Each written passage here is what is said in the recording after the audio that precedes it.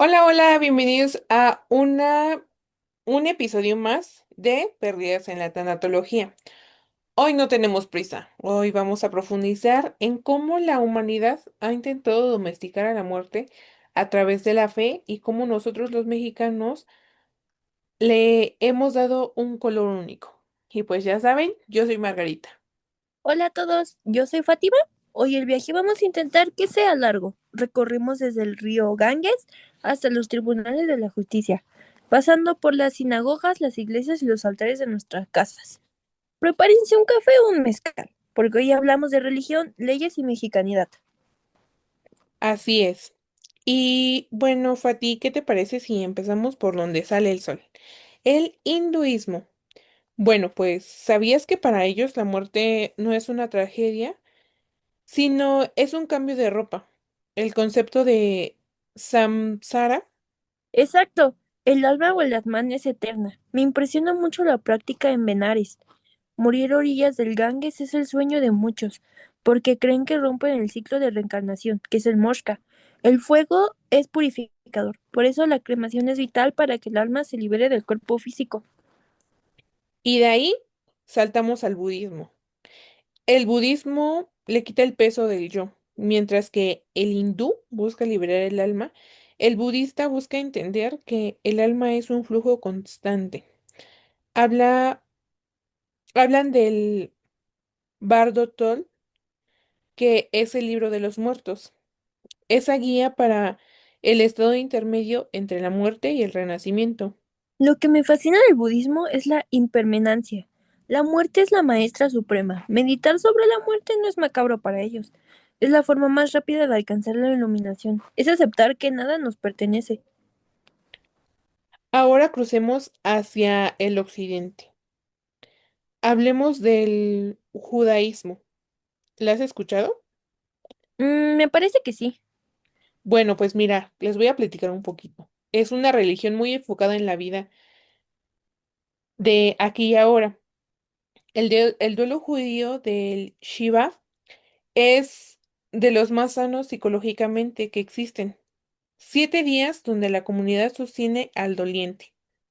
Y el respeto al cuerpo es absoluto. No se permite la cremación tradicionalmente, ni la embalsamación. El cuerpo debe volver a la tierra de la manera más natural posible, sin adornos. Es la humildad final. Y así es como llegamos al cristianismo, que es la base de nuestra cultura latinoamericana. ¿Lo sabías? No, Bueno, pues mira, aquí la muerte está marcada por la esperanza de la resurrección. El cuerpo es el templo del Espíritu Santo. Por eso el rito de las exequias es tan solemne. pero también el cristianismo introdujo conceptos que generan mucha ansiedad. Por ejemplo, el juicio final, el purgatorio, el cielo y el infierno. En la tanatología cristiana, el perdón del último momento es vital. Es esa necesidad de estar en gracias antes de partir. Es pues muy interesante. Es, muy interesante ver cómo cada religión pone un parche distinto en el miedo al vacío. Unos ofrecen reencarnación, otros resurrección y otros descanso eterno, como ya lo vimos.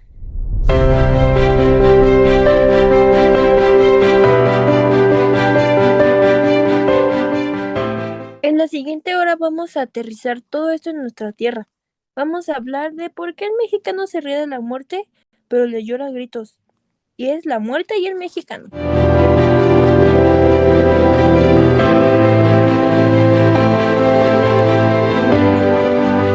Margarita, ya hablamos de las religiones del mundo, pero ahora entremos a nuestra casa. La muerte y el mexicano. Se dice que nos reímos de ella, que no, que nos la comemos en azúcar, pero siento que es una máscara por un respeto profundo, ¿no crees? Totalmente. Y el mexicano vive en una ambivalencia. Por un lado, somos herederos del pensamiento prehispánico, donde el Mictlán no era un castigo, sino un, un destino según cómo morías. Y por otro, el catolicismo español nos trajo el miedo al judaísmo. al juicio. Eh, de esa mezcla salen nuestros finales de muertos. Mira, te voy a contar algo. Eh, el altar de la buena nena. eh, Déjenme contarles sobre el caso de una paciente Elena. Ella perdió a su hijo hace 10 años. Cada 2 de noviembre pone un altar que ocupa toda la sala. Ella no solo pone pan y flores, ella le sirve un plato de mole caliente y se sienta a hablarle. es un ejemplo perfecto de presencia en la ausencia. En México, el altar es un puente psicológico. Para Elena, la tanatología no significaba olvidar, sino reubicar al muerto. El problema surge cuando Elena deja de vivir el resto del año esperando solo esa fecha. Ahí es donde la tradición, si no se gestiona bien, puede estancar en un duelo. Y pues el mexicano usa el ritual para no decir adiós, sino hasta luego. Pero legalmente ese hasta luego tiene implicaciones muy serias que a veces ignoramos por pura superstición. Y bueno, aquí vamos a cambiar y entraremos en los aspectos jurídicos de la muerte. Fati, ¿sabías que para la ley la muerte no es un proceso, sino un instante clínico? El momento legal de la muerte se define principalmente por la muerte cerebral. Eso es durísimo para las familias. Aquí tengo un caso que ilustra ese conflicto legal y emocional. El dilema de la familia Martínez. Muerte cerebral versus latido. El señor Martínez sufrió un derrame masivo. El monitor mostraba un corazón latiendo porque estaba conectado a un ventilador, pero el diagnóstico médico era muerte encefálica. Legalmente, el acta de defunción se emite en ese momento. Pero la familia decía, si el corazón late, hay vida. Si hay vida, desconectarlo es pecado, asesinato. Aquí el aspecto jurídico choca con la religión. Legalmente el médico tiene la facultad de declarar el fallecimiento, pero el impacto de ver un cuerpo caliente y que te den un papel que dice muerto es un choque muy traumático, que pues requiere de un gran acompañamiento tanatológico urgente para entender que la persona ya no habita en este cuerpo. Y es aquí cuando hablamos de testamentos.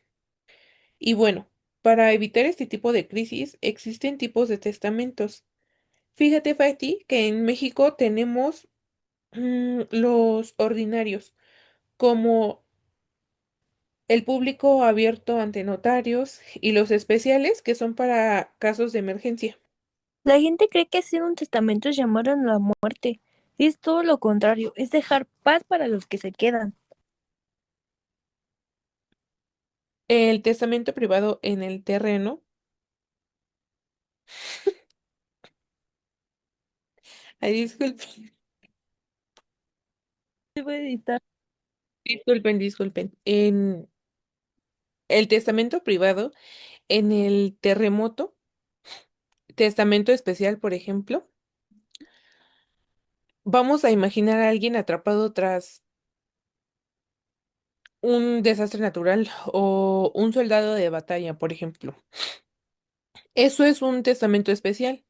Hubo un caso en el sismo de la Ciudad de México donde una persona, sintiendo que no saldría, escribió su última voluntad frente a dos testigos que estaban con él. Estos testamentos tienen bastante validez legal si se cumplen ciertos requisitos de urgencia, pero lo ideal es el ordinario. Sin él el duelo se ensucia con pleitos por la casa, por el coche.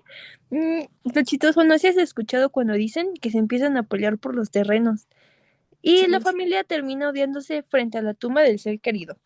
No le hereden problemas a sus hijos, hereden soluciones, por favor. Al volver, entraremos en la joya de la corona de la tanatología legal moderna, la ley de la voluntad anticipada, el derecho a decir cómo queremos que sean nuestras últimas horas.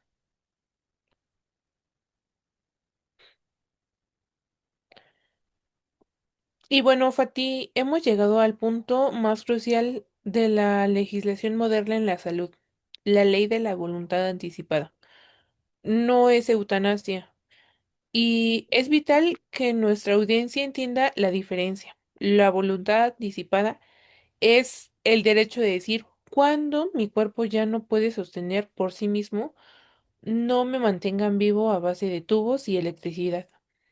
Es el derecho a una muerte natural. Margarita, en México esta ley permite que cualquier persona mayor de edad en pleno uso de sus facultades firme un documento ante un notario en una institución de salud para planificar su etapa final. Pero, ¿qué pasa cuando no se hace? Déjenme contarles un caso que duró meses en los tribunales y en los corazones de una familia. El laberinto de la familia Solís, que es la ausencia de la voluntad escrita. Don Roberto era un hombre de campo, fuerte, que siempre decía, a mí no me gustan los hospitales, pero nunca afirmó nada. Un accidente cerebrovascular lo dejó en estado vegetativo persistente. Tenía 3 hijos. Y pues es impactante porque aquí empieza la tragedia. La hija mayor, muy religiosa, decía que solo Dios quitaba la vida y quería mantenerlo conectado indefinidamente, incluso si esto implicaba llegar en llegar a tener llagas en el cuerpo y un costo económico que estaba destruyendo el patrimonio familiar. El hijo menor, que era médico, sabía que su padre pues ya no estaba ahí y que mantenerlo conectado era pues prolongar su agonía. Pasaron 2 años, Margarita. 2 años de juicios, de peleas de hermanos que dejaron de hablarse. Si don Roberto simplemente hubiera firmado su documento de voluntad anticipada, él mismo habría sido la voz que detuviera este sufrimiento. Al final el juez tuvo que decidir basándose en testimonios, pero el daño a la familia fue irreversible. La voluntad anticipada es, ante todo, un acto de piedad para los que se quedan. Retomando los testamentos especiales, hay que entender que la ley es sabia y pues que es contemplada pues citaciones de límite. Existen testamentos privados, el militar, el marítimo y el hecho en país del extranjero. Me gustaría profundizar en el testamento militar, porque tiene una carga emocional tremenda. No solo el dinero, a veces es el último mensaje. Trajo un caso que es del capitán Estrada. En una emisión de alto riesgo, el capitán Estrada, sabiendo que las probabilidades de retorno eran bajas, redactó su voluntad frente a dos testigos y su superior.